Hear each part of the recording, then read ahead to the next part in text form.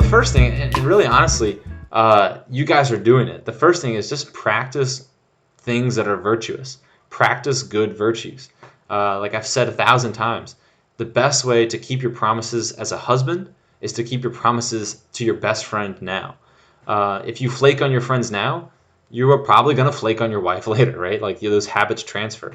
Um, Start doing small little things that give of the self, but also start reorienting your brain to think relationally, like to think in terms of relations and communities of persons, not just to think about yourself, your own accolades, whether you got into this college or that college, whether you received this award or that award.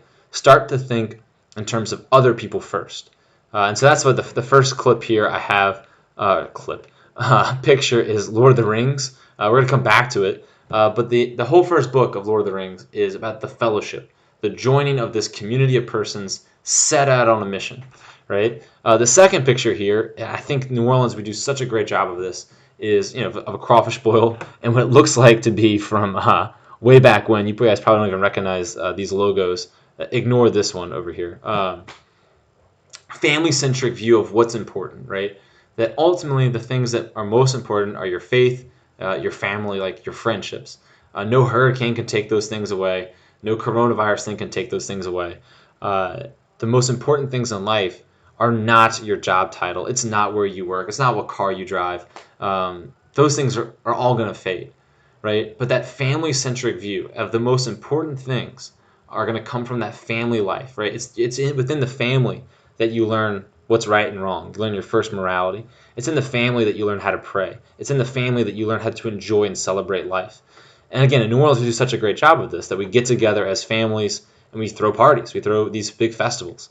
And chances are, if you've got that good, dynamic, large family life, you don't need those other things, right? And I'm not trying to knock anybody who lives in this neighborhood, but every day I go run through the Northline neighborhood by Metairie Country Club. You don't see a lot of family life happening out there.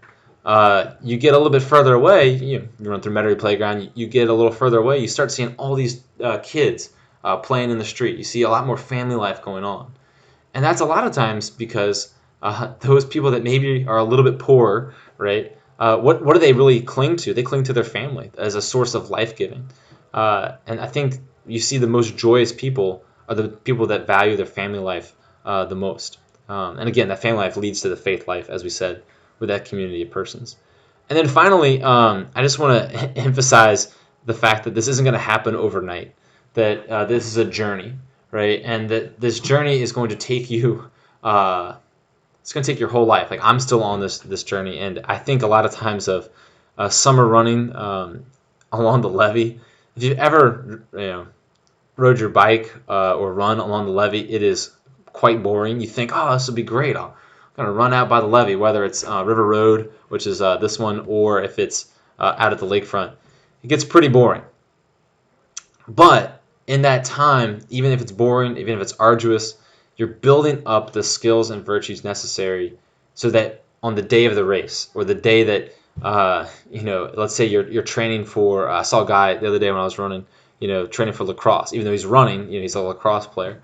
You want to be in shape, right? So that whenever we do resume activities, you're ready to go. That's the same thing that's true with marriage, family life, and ultimately being a father. Is that you might think, well, Mr. Forrest, that's all great. All that stuff's great. I get it. One day I'll care about family life. One day I'll care about all that stuff. But right now I'm focused on finishing up high school, getting my college stuff ready. I don't even know if I'm moving into a dorm next year because of the coronavirus and things like that. That's where my mind's at. And it's true. I mean, that's where your mind should be for the most part. At the same time, you want to have that long view, that you also want to be ready whenever it is that you're called up to be a husband, when you're called up to be a father, that you're ready to put in that. You're ready for the moment because you have put in the work. You've been running the good race. You've been fighting the good fight for longer than just a day before, right?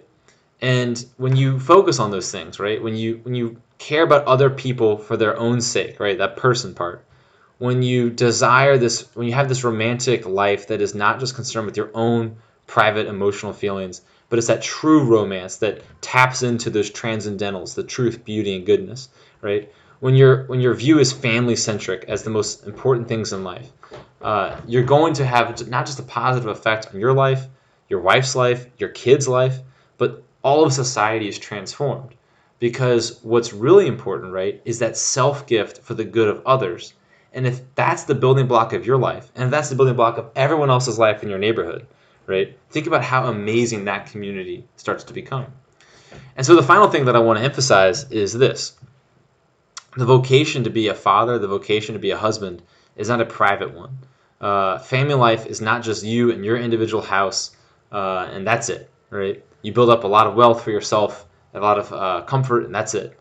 Family life is the foundation of all society, because it's the place in which, well, you can maybe see Isabel behind you. It's the place in which children learn morality. They learn how to pray. They learn who God is. They learn what love is. And it's from this house that everyone is in, not my particular house, but from your own house, right? That you're sent forth then to go and, whether it is spread the gospel, live whatever vocation God has given you. And so if we get that foundation right, think about how many times coaches preach about the fundamentals. If you get the fundamentals of the family right, then you're going to get society right. When you get society right, it starts that positive progression where like the future generations are inspired and guided by the good virtues rather than the negative ones. And so if you've ever been thinking about your vocation only in private terms, start retraining your brain to realize that vocation is always meant to be an exodus of the inward-looking self outward, right, to real discovery, authentic self-discovery, and as Pope Benedict says, indeed, the discovery of God. Okay, a little longer than maybe we had planned, so we'll cut it off here. And then for tonight, we have the second journal, so make sure you finish that one, and if you didn't do the other one, and then we'll come back Friday for a brief lecture on the hookup culture and what you can do right now to be the best husband you can be down the road. Okay, guys, I will see you in the next one.